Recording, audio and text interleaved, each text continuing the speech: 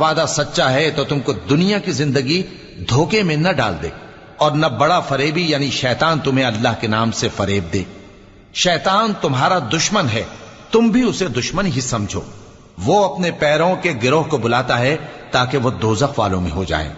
جنہوں نے کفر کیا ان کے لیے سخت عذاب ہے، اور جو ایمان لائے اور عمل نیک کرتے رہے ان کے لیے بخشش اور بڑا ثواب ہے۔